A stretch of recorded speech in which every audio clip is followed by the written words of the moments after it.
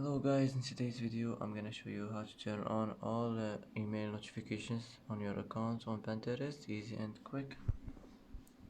First click on your profile, now click here and now click settings, now click notifications and now click by email.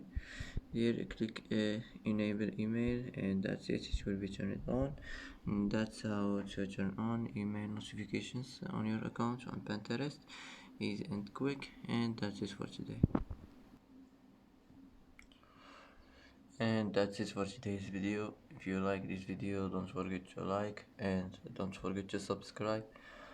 I hope this video is helpful for you, and thanks for watching until the end, and see you in the next video.